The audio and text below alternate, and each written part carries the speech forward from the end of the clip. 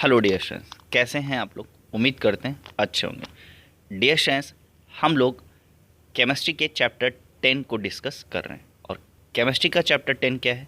Halo alkanes and haloarenes. Okay, इसको हम लोग डिस्कस कर रहे हैं और हम कह सकते हैं कि ऑर्गेनिक केमिस्ट्री का पहला चैप्टर पढ़ रहे हैं। ओके, और इस चैप्टर में हमें क्या पढ़ना है और क्या नहीं पढ़ना है, इससे रिलेटेड बहुत सारी चीज़ें हमने अपने फर्स्ट वीडियो में बताया। और अगर आपने पहला वाला पार्ट नहीं देखा है तो प्लीज़ उसे देखिएगा ज़रूर, क्योंकि वहाँ से आपको कॉन्सेप्ट मिलेगा। ओके, जो आपको आगे के चैप्टर्स कैसे पढ़ने हैं, क्या पढ़ना है क्या नहीं पढ़ना है, यह सारी चीज़ें क्या करेगा, क्लियर करेगा। ओके, तो अब मैं आपको एक बार बता देता हूँ कि पिछले वीडियोस में हम लोगों ने बहुत सारी चीज़ें जैसे सिलेबस के बारे में, जैसे मैं बता दूँ सिलेबस के बारे में डिस्कस किया था और क्या पढ़ना था क्या नहीं पढ़ना था ये भी डिस्कस किया था, और एग्ज़ाम में आए हुए मल्टीपल चॉइस क्वेश्चंस क्या किया था, डिस्कस किए हुए थे। ये सारे मल्टीपल चॉइस हम लोगों ने डिस्कस कर लिए हैं। वे बता दें कि हमने आपके लिए एक सीरीज़ शुरू की हुई है और इस सीरीज़ में आपको फ़ायदा क्या होने वाला है। आपको फ़ायदा ये होने वाला है कि आपको बोर्ड में आए हुए 10 ईयर्स के क्वेश्चंस सॉल्व कराए जाएंगे। ओके, 10 ईयर्स के क्वेश्चन सॉल्व कराए जाएंगे। और बेटा, एग्ज़ाम के पॉइंट ऑफ व्यू से अगर मैं बता दूं आप लोगों को, तो जो 10 ईयर्स के क्वेश्चंस होते हैं ये बहुत ज़्यादा क्या होते हैं, इम्पॉर्टेंट होते हैं। बिना इनको सॉल्व किए अगर आप एग्ज़ाम देने जाते हैं तो कहीं ना कहीं आप अपने साथ क्या करोगे, धोखा करोगे। तो प्लीज़ आप पढ़ाई करिए, बट पढ़ाई के साथ साथ अनसॉल्व में आए हुए क्वेश्चंस को ज़रूर देखिए। और अगर आप नहीं देख रहे हैं तो समझ जाइए कि आप अच्छे से तैयारी नहीं कर रहे हैं, क्योंकि बोर्ड के एग्ज़ाम में अगर क्वेश्चंस देख के नहीं जाओगे कि किस तरह से क्वेश्चन पूछे जाते हैं तो ये आपके लिए बहुत ज़्यादा नुकसान कर सकते हैं। तो ओके, तो पहले वाले पार्ट में ये सारे क्वेश्चंस मैंने ऑब्जेक्टिव यानी कि मल्टीपल चॉइस के सारे क्वेश्चन 10 क्वेश्चन हमने डिस्कस किए और हमने इसके सॉल्यूशंस भी बताएं, तो वहाँ से चेक करिएगा। ओके, फिर हम लोगों ने शुरू किया था किसके बारे में, वेरी शॉर्ट के बारे में, और वेरी शॉर्ट में 1 और 2 हमने क्या कर लिया, डिस्कस कर लिया है। अब हमें डिस्कस करना है किसके बारे में, क्वेश्चन नंबर 3 के बारे में। ओके, तो क्वेश्चन नंबर 3 को डिस्कस करते हैं और क्वेश्चन नंबर 3 क्या दिया हुआ चेक करते हैं। क्वेश्चन नंबर 3 कह रहा है, in S N reaction, in S N reaction halogen atom of aryl halide is less reactive than halogen atom of alkyl halides. Why? ऐसा क्यों होता है? ओके, अब इसी क्वेश्चन को उन्होंने लैंग्वेज चेंज करके बोला है, aryl halides give alcohol with sodium hydroxide, और कैसा, विथ सोडियम हाइड्रोक्साइड। अच्छा, सोडियम हाइड्रोक्साइड जो है वो कैसा है, एक्वस है। एक्यू दैट मीन्स क्या होता है, aqueous. While aryl halides do not. Why, reason पूछा जा रहा है ऐसा क्यों होता है। Overall aryl halides shows S N reaction less readily than alkyl halides. Why, again question पूछा गया, chlorine atom of chlorobenzene is less reactive than chlorine atom of ethyl chloride. Why, और ये वाला क्वेश्चन देखिए एग्ज़ाम में पूछा गया। और मैं आपको बता दूं यह सारे के सारे क्वेश्चंस क्या हैं, सिर्फ एक ही क्वेश्चन है। याद रखिएगा, इनके पूछने का जो सेंस है, सारे क्वेश्चन हैं, इन्होंने भले ही अलग अलग लैंग्वेज में क्वेश्चन को पूछा है बट क्वेश्चन क्या है, एक ही है, कोई भी चेंज नहीं है। ओके, सबसे पहले यहाँ आया हुआ, हो सकता है कि आपने चैप्टर को अच्छे से ना पढ़ा हो, तो आपको एस एन लिखा हुआ, एस एन दैट मीन्स क्या होता है, तो मैं आपको बता दूँ, एन फॉर क्या होता है, न्यूक्लियोफिलिक, न्यूक्लियोफिलिक, और एस फॉर क्या होता है, सब्स्टिट्यूशन। यानी कि पूरा नाम क्या हो गया, एस एन का क्या नाम हो गया, न्यूक्लियोफिलिक सब्स्टिट्यूशन रिएक्शन। अब आपको समझ में आ गया न्यूक्लियोफिलिक सब्स्टिट्यूशन रिएक्शन। तो मैं आपको बता दूं, जो हैलोजन एटम होते हैं ऑफ ए, हैलोजन एटम जो होते हैं, चेक करिएगा। देखिए, दो बातें यहाँ हमने पूछा है, एरिल हैलाइड्स क्या होता है और हैलोजन क्या होते हैं, चेक करिएगा। तो आपको मैं बता दूं, देखिए यह दिया हुआ है आर और इसके साथ क्या लगा है, एक्स लगा है। ओके, तो इसको क्या बोलेंगे, हैलोजन बोलेंगे। क्या बोलेंगे, हैलोजन बोलेंगे। अब देखिएगा ये दिया हुआ है बेंजीन रिंग, क्या दिया हुआ, ये दिया हुआ है बेंजीन रिंग और इसके साथ क्या लगा है, एक्स लगा हो, तो इसको क्या बोलेंगे, इसको बोलेंगे एरिल हैलाइड बोलेंगे। क्या बोलेंगे, एरिल हैलाइड। और जबकि इसे क्या बोलेंगे, हैलोजन बोलेंगे। ओके, बात समझ में आ रहा है। तो अब बाकी चीज़ें क्या करते हैं, डिस्कस करते हैं।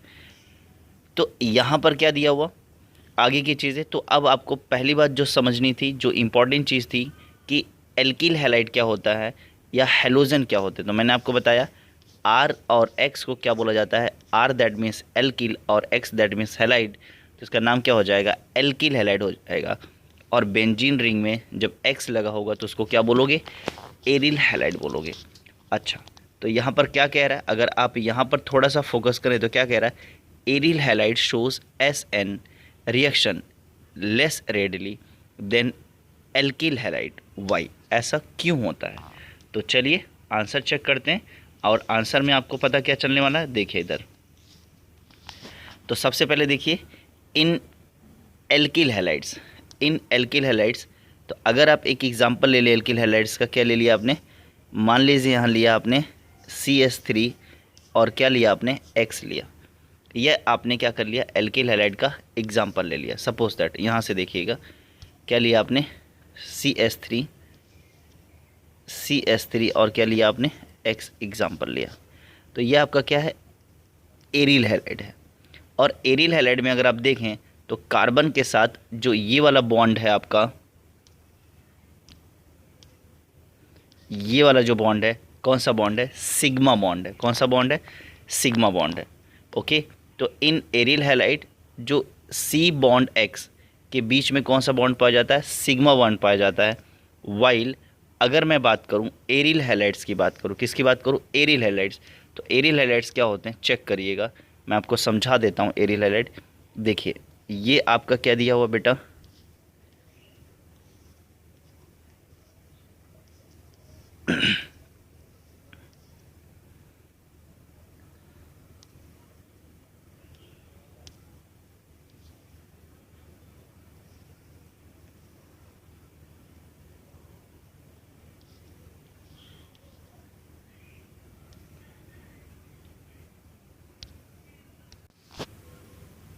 तो देखिए ये आपका क्या है, एरिल हैलाइड है। क्या है, बेंजीन है। क्या है, बेंजीन है। और यहाँ मैंने बेंजीन का क्या बना दिया, स्ट्रक्चरल फार्मूला बना दिया। क्या बना दिया, स्ट्रक्चरल फार्मूला बना दिया। तो अगर आप चेक करो तो बेटा बेंजीन रिंग में अगर आप देखो, यह कार्बन है, यह कार्बन है, 6 कार्बन है। और 6 कार्बन में हर कार्बन पे, एडजेसेंट कार्बन पे अल्टरनेट क्या पाया गया, डबल बॉन्ड पाया गया। क्या पाया गया, अल्टरनेट डबल बॉन्ड पाया गया। यानी कि अगर आप देखें तो यहाँ डबल बॉन्ड, फिर यहाँ सिंगल बॉन्ड, फिर यहाँ डबल बॉन्ड, फिर यहाँ सिंगल बॉन्ड, फिर यहाँ क्या है, डबल बॉन्ड है। तो यहाँ पर अगर आप देखें तो यहाँ पर आपको पता है कि यहाँ से देखिए शॉर्ट फॉर्म में मैंने बना दिया और स्ट्रक्चर फॉर्म बनाना है, जो मुझे समझाना था। अब आप यहाँ से समझ जाएंगे कि यहाँ पर अगर आप देखें तो, यहाँ पर अगर आप देखें तो एरिल हैलाइड क्या होता है, carbon bond X bond acquire some partial double bond. Okay, यहाँ क्या पाया जाता है, डबल बॉन्ड पाया जाता है। और डबल बॉन्ड पाए जाने की वजह से यहाँ पर bond characters due to resonance. Okay, तो अब क्या हो जाता है कि यहाँ पर यह क्या शो करने लगता है, रेजोनेंस शो करने लगता है। जब यह रेजोनेंस शो करने लगता है, कौन, एरिल हैलाइड, तो इसकी रिएक्टिविटी क्या होती है, एल्किल हैलाइड की रिएक्टिविटी से क्या हो जाती है, कम हो जाती है। मतलब समझ में आ रहा है क्यों कम होती हैं, क्योंकि यह क्या करता है, रेजोनेंस शो करता है। क्या शो करता है, रेजोनेंस शो करता है। रेजोनेंस में बेसिकली क्या हो जाते हैं कि बॉन्ड क्या कर ले जाते हैं, बॉन्ड का रोटेशन होने लगता है। क्या होने लगता है, मैं चेक कर ले रहा हूँ यहाँ से, एक बार समझ लीजिए। जैसे ये देखिए बेंजीन रिंग दिया हुआ, तो बेंजीन रिंग में अगर आप देखें तो ये डबल बॉन्ड दिया हुआ और यहाँ पर मान लीजिए X लगा हुआ। तो यहाँ पर क्या हो जाएगा, बॉन्ड का रोटेशन हो जाएगा। देखिए यह माइनस हो जाएगा तो यह क्या हो जाएगा, प्लस हो जाएगा। तो यहाँ पर क्या हो जाएगा, माइनस हो जाएगा, यहाँ पर प्लस हो जाएगा तो माइनस हो जाएगा, और ये क्या हो जाएगा, माइनस हो जाएगा तो यहाँ क्या हो जाएगा, प्लस। यानी कि बॉन्ड की वजह से यह क्या कर लेते हैं, बॉन्ड में शिफ्टिंग पाई जाती है। तो बॉन्ड क्या करते हैं, शिफ्ट करते हैं, और इसी को क्या बोला जाता है, रेजोनेंस कैरेक्टर बोला जाता है। ओके, तो अब क्या होता है, तो अब आपको समझ में आ गया क्या, in alkyl halide C bond X bond is single sigma bond while in aryl halide C bond X bond acquires some partial double bond character due to resonance। Okay, तो ये बात आप समझिएगा अच्छे से। चलिए अब क्वेश्चन नंबर कौन सा डिस्कस करना, क्वेश्चन नंबर 4 डिस्कस करना। क्या दिया हुआ, right the structure of all possible isomers of C2H2Cl2। Okay, पहला क्वेश्चन C2H2Cl2 यह दिया हुआ और बोला जा रहा है कि इसमें कितने पॉसिबल आइसोमर्स हैं, यानी कि इस कंपाउंड से कितने आइसोमर्स बन सकते हैं। ओके, तो लगातार अभी जब हमने पिछली वीडियोस में मल्टीपल चॉइस के क्वेश्चन पढ़े थे तो आपको याद आ रहा होगा कि मल्टीपल चॉइस क्वेश्चन में भी क्या किया गया था, इस तरह का क्वेश्चन पूछा गया था। तो हमने बोला था कि आइसोमर्स चैप्टर अच्छे से क्या कर लीजिएगा, डिस्कस कर लीजिएगा, क्योंकि आइसोमर्स से रिलेटेड क्वेश्चंस 1 या 2 नंबर के क्वेश्चन आते ही हैं और ये शॉर्ट क्वेश्चन है, यह शॉर्ट क्वेश्चन है। तो याद रखिएगा शॉर्ट 2 मार्क्स के होते हैं। कितने मार्क्स के होते हैं, 2 मार्क्स के होते हैं। तो याद रखिएगा, तो इसे अच्छे से ही पढ़ जरूर लीजिएगा। कब पूछा गया, 2014 में क्वेश्चन पूछा गया।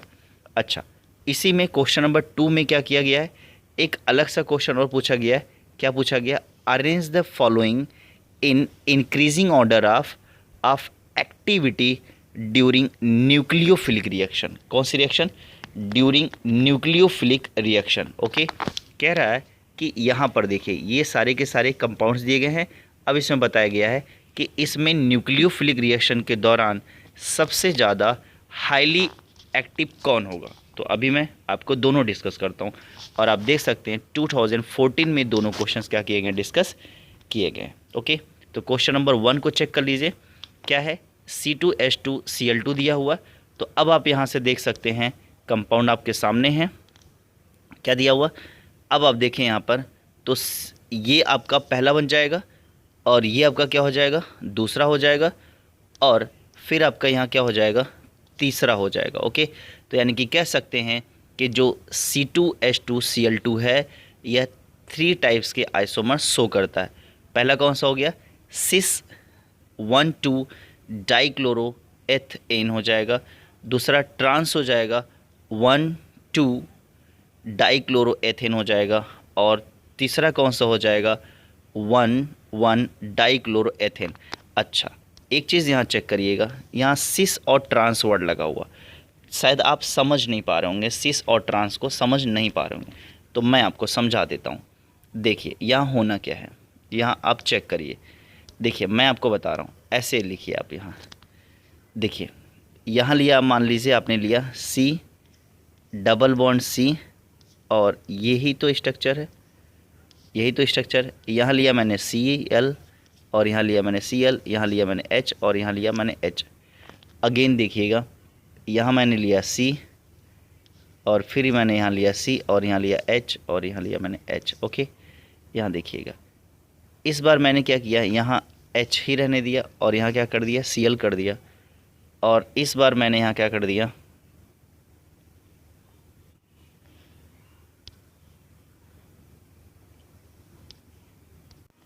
और यहाँ क्या कर दिया, Cl कर दिया, और यहाँ क्या कर दिया, H कर दिया। तो अब दोनों स्ट्रक्चर में क्या करिएगा, थोड़ा सा कंपेयर करिए दोनों स्ट्रक्चर, यह स्ट्रक्चर A और इसको स्ट्रक्चर B दिया, देखिए कंपाउंड सेम है। अब यहाँ से चेक करिए कि अगर आप देखें तो Cl यहाँ भी दिया है, Cl यहाँ भी दिया है, H यहाँ भी दिया है, H यहाँ भी दिया है।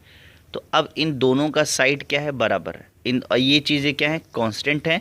Cl इधर है, Cl इधर है, H इधर है, H इधर है, यानी कि एक ही साइड में क्या किए गए, पाए गए। तो जब ये एक ही साइड में पाए गए तो इसके लिए वर्ड यूज़ किया गया, क्या यूज़ किया गया, सिस यूज़ किया गया। क्या किया गया, सिस। जब एटम्स जो जुड़े हुए हैं डबल बॉन्डेड कार्बन एटम से, जो चीज़ें जो एटम या एलिमेंट जो जुड़े हुए हैं, अगर वह एक साइड में ही होते हैं सेम टाइप के एटम्स, तो उसको क्या बोलते हैं, सिस बोलते हैं। और अगर वह डिफरेंट साइड में होते हैं, अपोजिट साइड में होते हैं, तो उनको क्या बोलते हैं, ट्रांस बोलते हैं। क्या बोलते हैं, ट्रांस बोलते हैं। तो अब आप यहाँ से चेक कर सकते हैं, यहाँ पर Cl और Cl दिया हुआ, H और H दिया हुआ, तो इसको क्या बोलोगे, इसको बोलोगे सिस। अब चूँकि पता ही है 1 होगा और 2 होगा, तो सिस 1,2 डाइक्लोरोएथेन हो जाएगा। और यहाँ से अगर आप चेक करें तो ये देखिए अपोजिट साइड में दिया हुआ, क्या दिया हुआ, अपोजिट साइड में दिया है, तो पोजीशन सेम है लेकिन क्या है, ट्रांस है, ट्रांस 1,2 डाइक्लोरोएथेन हो जाएगा। और यहाँ पर अगर आप चेक करें तो यहाँ पर एक ही एटम पे क्या कर दिया गया, एक ही कार्बन के ऊपर दोनों दे दिए गए हैं, तो क्या हो गया 1,1 डाइक्लोरोएथेन। तो उम्मीद करते हैं अब आपके दिमाग में बैठ गया होगा। ओके, अच्छा अब रिएक्टिविटी की बात करते हैं। और कब रिएक्टिविटी की बात कर रहे हैं, न्यूक्लियोफिलिक रिएक्शंस में। कैसे रिएक्शंस में, न्यूक्लियोफिलिक रिएक्शंस में। तो याद रखिएगा न्यूक्लियोफिलिक रिएक्शन में सबसे ज़्यादा हाईली रिएक्टिव कौन होगा, CH3I होगा, फिर कौन होगा, CH3Br होगा, फिर क्या होगा, CH3Cl होगा, और सबसे कम रिएक्टिव यानी कि सबसे लेस रिएक्टिव कौन होगा, CH3F होगा। यानी कि याद रखिएगा, चेक कर लीजिए, ऐसे मान सकते हैं RX, आपको ऐसे ही पता होना चाहिए जब आप जब आप उसको पढ़ते हैं, जब आप हैलाइड्स के बारे में पढ़ते हैं, तो ये है आपका F है, ये आपका Cl है, ये आपका क्या है Br है, और ये आपका क्या है I है। ओके, तो अगर आप देखें तो रिएक्टिविटी सीरीज़ की बात करें तो यहाँ से आप क्या कर सकते हैं, चेक कर सकते हैं। तो देखिए जिसका साइज़, याद रखिएगा, जिसका साइज़ जितना बड़ा होगा, जिसका साइज़ जितना बड़ा होगा वह उतना ही ज़्यादा क्या होगा, हाईली रिएक्टिव होगा। बस इतना याद रखिएगा, इसका साइज़ बड़ा, आपको पता है आई का साइज़ क्या होता है, आई का साइज़ क्या होता है, देखिए CH3 CH3 CH3 CH3 सब में क्या किए गए हैं, सेम लिए गए हैं, बट हैलाइड क्या किए गए हैं, चेंज किए गए हैं। यहाँ F है, यहाँ Cl है, यहाँ Br है, और यहाँ क्या है, I है। तो अब इसको चेक करने के लिए सिर्फ एक ही काम करना है, और वो क्या करना है, यह करना है कि जो I है उसकी रिएक्टिविटी क्या है, ज़्यादा है, Br की उससे कम, Cl की उससे कम, और F की क्या होती है, सबसे कम होती है। बट इतनी याद रखिएगा, क्वेश्चंस हो जाएगा। ओके, तो उम्मीद करते हैं आपको समझ में आया होगा। चलिए नेक्स्ट क्वेश्चन देखते हैं, यहाँ से नेक्स्ट क्वेश्चन चेक करिए, क्वेश्चन नंबर 5। ओके, अब क्वेश्चन नंबर 5 को देखिए। क्वेश्चन नंबर 5 जो है ये आपका 2 बार आया हुआ। मैं कह रहा हूँ, बार बार कह रहा हूँ कि क्वेश्चन रिपीट करते हैं तो क्वेश्चन को छोड़ के मत जाइएगा। ओके, क्वेश्चंस रिपीट करते हैं, क्वेश्चन को छोड़ के मत जाइएगा, प्रैक्टिस जरूर करके जाइएगा। क्या दिया हुआ, write 1 ring substitution reaction. Okay, check करिए, 1 ring substitution reaction of chlorobenzene, किसकी, क्लोरोबेंजीन की, गिविंग केमिकल इक्वेशन। अब सेम क्वेश्चन को पूछा गया है, अलग तरह से पूछा गया है। दोनों क्वेश्चन में कोई चेंज नहीं है, बट क्या है, पूछने का तरीका क्या किया गया, चेंज किया गया। How is chlorobenzene halogenated in presence of halogen carrier, write related equation। Okay, right related equations. तो याद रखिएगा, तो यह क्या दिया हुआ, चेक करिए, यह क्या आपका, देखिए यहाँ पर right 1 substitution reaction of chlorobenzene. तो यहाँ पर हमने क्या लिखा, क्लोरोबेंजीन, क्या है, यह है आपका क्या है, क्लोरोबेंजीन। अब क्लोरोबेंजीन की रिएक्शन किसके साथ, Cl2 की प्रेजेंस में। क्लोरोबेंजीन की रिएक्शन किसके साथ, क्लोरोबेंजीन की रिएक्शन Cl2 के साथ in the presence of FeCl3 और AlCl3 के साथ जब यहाँ पर रिएक्शन कराई जाती है तो याद रखिएगा यहाँ क्या बनता है, यहाँ बनता है आपका, याद रखिएगा यहाँ पर, यहाँ तो यहाँ देखिए क्या बनेगा, यहाँ पर क्या होता है, हाइड्रोजन होता है। क्या होता है, हाइड्रोजन होता है। आपको पता है कि सभी कार्बन पे क्या है, सभी कॉर्नर पे आपको पता है कि सभी कॉर्नर पे क्या है। तो अब आपको पता चल गया यहाँ पर हाइड्रोजन है। अब Cl2 के साथ रिएक्शन की जा रही है, तो Cl2 को मैंने बताया ही, एक Cl प्लस हो जाएगा और Cl क्या हो जाएगा, माइनस। यहाँ से हाइड्रोजन प्लस में निकल जाएगा, तो जब हाइड्रोजन प्लस में निकल जाएगा तो यहाँ से क्या निकल जाएगा, ये हाइड्रोजन प्लस और Cl माइनस, तो क्या निकाल दिया, HCl निकाल दिया। ओके, ये इसने क्या निकाल दिया, HCl निकाल दिया। तो अब आप चेक कर सकते हैं कि जब इन्होंने HCl निकाल दिया है तो अब क्या हो जाएगा, यहाँ पर क्या होगा, इसके ऊपर माइनस का चार्ज आएगा, तो यहाँ पर क्या आ जाएगा, Cl प्लस, तो यहाँ पर ये कंपाउंड बन जाएगा। और फिर उसके बाद यहाँ पर क्या बन जाएगा, मिक्स कंपाउंड बनेगा, याद रखिएगा। और मिक्स कंपाउंड में क्या है, तो मैं आपको बता दूँ, इसको तो आपने क्या बोला, क्लोरोबेंजीन बोला ही है। इसको क्या बोला आपने, क्लोरोबेंजीन बोला है। तो यहाँ पर तो वो सेम है, यहाँ पर तो अगर आप चेक करें तो यहाँ पर ये क्या है, सेम है कि नहीं है, यहाँ पर Cl लगा, यहाँ पर Cl लेगा, ठीक है। तो इसी को बोला गया, याद रखिएगा, इस वाले को क्या बोला गया, आर्थो। क्या बोला गया, आर्थो। आर्थो को O से लिखा गया, और इस वाले को बोला गया पैरा, तो इसको क्या लिखा गया, P से लिखा गया। तो क्या मिला, आर्थो ऑब्लिक पैरा डाइक्लोरोबेंजीन का क्या मिला है, मिक्सचर मिला है। क्या मिला है, आर्थो कॉमा पैरा डाइक्लोरोबेंजीन का क्या बना है, मिक्सचर बना है। ओके, हेयर FeCl3OR और AlCl3 act as halogen carrier, it is E+ substitution reaction. याद रहेगा, it is E+ substitution reaction. चलिए इस रिएक्शन को मैं आपको अच्छे से समझा देता हूँ। चलिए पहले बेंजीन के बारे में एक चीज़, अच्छी चीज़ समझ लीजिए। हम आपको बेंजीन के बारे में एक बहुत सुंदर चीज़ बताने जा रहे हैं। देखिए बेंजीन में जो ये वाला पोजीशन होता है,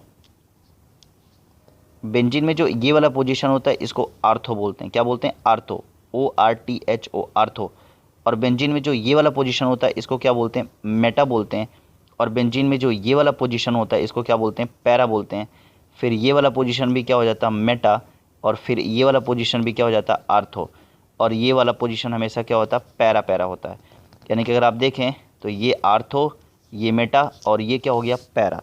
तो याद रखिएगा, जब कोई कंपाउंड या जब कोई एलिमेंट पैरा वाले पोजीशन पे अटैच होगा, किस पोजीशन पर, पैरा वाले पोजीशन पे, तो वहाँ क्या बता दिया जाएगा, जैसे आर्थो पे अगर कोई आकर के जुड़ रहा है, आर्थो पे अगर आप आकर के जुड़ रहा है तो उसको क्या बोलेंगे, आर्थो।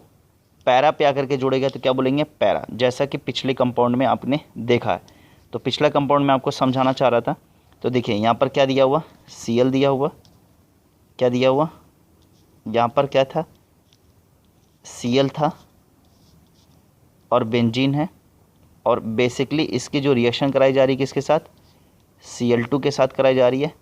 और किसकी प्रेजेंस में, FeCl3 के साथ, OR और है, और AlCl3 के साथ कराई जा रही है, ठीक है। इसकी प्रेजेंस में रिएक्शन कराई जा रही है। तो आपको पता है हर कॉर्नर पे अभी मैंने बताया क्या पाया जाता है, H पाया जाता है। यहाँ से ब्रेक कर दीजिए, यह क्या हो जाएगा, H+ हो जाएगा, और ये क्या हो जाएगा, सॉरी, यहाँ से कि जब ब्रेक करेंगे तो क्या होगा, यहाँ से ब्रेक करेंगे तो ये हो जाएगा Cl-, A+ हो जाएगा, और ये क्या हो जाएगा, Cl-। यहाँ से हाइड्रोजन प्लस में निकलेगा तो बेंजीन के ऊपर कौन सा चार्ज, नेगेटिव चार्ज हो जाएगा। तो अब आप चेक कर लीजिए, यहाँ से क्या हो जाएगा, यहाँ पर रिएक्शन में देखिए, यहाँ पर Cl ऑलरेडी यहाँ बना हुआ है, और यहाँ से क्या निकला है, H निकला है, तो ये जगह खाली हुई है, तो यहाँ कौन आएगा, Cl। और Cl आर्थो पे भी जुड़ सकता है, और प्लस यह जो Cl था आपका, यह जो Cl था, यह कहाँ जुड़ सकता है, पैरा पे भी जुड़ सकता है। तो इसीलिए इसको क्या बोला गया, ortho oblique para, ortho oblique para. और यह क्या था आपका, क्लोरोबेंजीन। तो क्लोरोबेंजीन तो यहाँ हाई है, तो क्या हो जाएगा, आर्थो ऑब्लिक पैरा क्लोरोबेंजीन। क्या हो जाएगा, आर्थो ऑब्लिक पैरा क्लोरोबेंजीन। तो उम्मीद करते हैं रिएक्शन समझ में आ गई होगी। अब आते हैं, आगे चलते हैं। ओके, तो ओके, अब आपको ये रिएक्शन समझ में आ गई होगी। अब आते हैं नेक्स्ट रिएक्शन के ऊपर, और नेक्स्ट रिएक्शन है आपका right equation of any of nucleophilic substitution reaction, nucleophilic substitution. तो चलिए नेक्स्ट क्वेश्चन डिस्कस करते हैं, जो 2018 में पूछा गया, और क्या इसकी डिमांड है उसको चेक करते हैं। क्वेश्चन कह रहा है write equation of any of nucleophilic substitution reaction. Check करिएगा, न्यूक्लियोफिलिक, कोई न्यूक्लियोफिलिक सब्स्टिट्यूशन रिएक्शन पूछी जा रही है, और reaction of ethyl bromide. Okay, ethyl bromide की न्यूक्लियोफिलिक सब्स्टिट्यूशन रिएक्शन पूछी जा रही है। तो बहुत आसान रिएक्शन है, बट अगर आप नहीं समझ पाएंगे तो आप छोड़ करके आ जाएंगे। तो कुछ नहीं करना है। तो न्यूक्लियोफिलिक सब्स्टिट्यूशन रिएक्शन में अगर आपको मैं बता दूं, तो न्यूक्लियोफिलिक सब्स्टिट्यूशन रिएक्शन किसकी करानी है, एथिल ब्रोमाइड की। तो आपने ले लिया, मान लीजिए क्या, C2H5, और क्या ले लिया, OH ले लिया, सॉरी, तो आपने क्या ले लिया,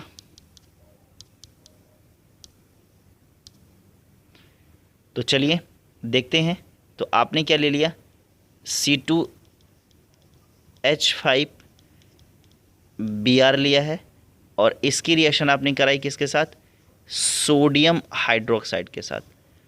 और सोडियम हाइड्रोक्साइड कैसा होना चाहिए, एक्वस होना चाहिए। देखिए एक्वस वर्ड पे मैं बहुत ज़्यादा फोकस कर रहा हूँ, यहाँ पर एल्कोहलिक भी हो सकता है, बट याद रखिएगा जब एल्कोहलिक ले लेंगे यहाँ पर तो जो प्रोडक्ट बनेगा वो कौन बनेगा, कल ही मैंने बताया था कि जो प्रोडक्ट बनेगा वो कौन बनेगा, एल्कीन बनेगा। कौन बनेगा, एल्कीन, यानी कि डबल बॉन्ड बनेगा।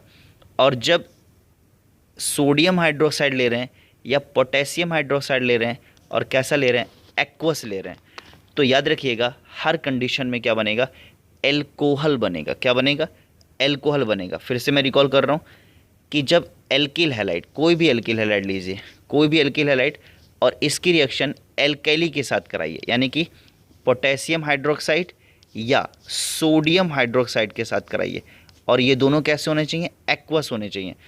तो एल्किल हैलाइड की reaction potassium aqueous potassium hydroxide या सोडियम हाइड्रोक्साइड के साथ कराने पर हमेशा क्या बनता है, एज अ प्रोडक्ट एल्कोहल बनता है। याद रखिएगा, बिल्कुल इसे याद रखिएगा। तो अब आप देखें तो यहाँ से क्या हो जाएगा, अब चेक कर लीजिए। तो देखिए अब यहाँ से क्या हो जाएगा, बी आर के ऊपर कौन सा चार्ज, माइनस, और इसके ऊपर कौन सा चार्ज, प्लस का चार्ज। अच्छा, ओ एच के ऊपर कौन सा चार्ज होता है, माइनस, और एन ए प्लस के ऊपर कौन सा चार्ज होता है, प्लस। तो याद रखिएगा, तो अब प्लस माइनस के फॉर्मेशन से बॉन्ड क्या कर जाते हैं, ब्रेक कर जाते हैं, और यहाँ से क्या निकल जाएगा, अब आप देखें यहाँ से निकल जाएगा आपका एन ए बी आर, यहाँ से क्या कर जाएगा, निकल जाएगा। सोडियम ब्रोमाइड क्या कर जाएगा, निकल जाएगा, और क्या बचेगा, चेक करिएगा, आपका क्या बचेगा, C2H5, यहाँ से प्लस है ये, और इससे मिलने के लिए OH माइनस आ जाएगा, प्लस माइनस बॉन्ड बना देंगे, और ये जो आपका कंपाउंड बना कौन सा बना, एल्कोहल बना। ओके, और इसमें अगर आप देखें तो ये पूरी रिएक्शन में अगर आप देखें तो जो OH है माइनस का चार्ज है और Na के ऊपर प्लस का चार्ज है, तो जो OH है यह क्या है, न्यूक्लियोफाइल है। क्या है, OH क्या है, न्यूक्लियोफाइल है, क्योंकि यहाँ से यह माइनस के फॉर्म में टूट रहा है। और यह भी क्या है, Br क्या है, न्यूक्लियोफाइल है, और प्लस, यानी कि जो कंपाउंड में जो माइनस चार्ज क्रिएट कर रहे हैं वह क्या है, न्यूक्लियोफाइल है, और जो प्लस चार्ज क्रिएट कर रहे हैं वह इलेक्ट्रोफाइल है। याद रहेगा क्या है, इलेक्ट्रोफाइल है।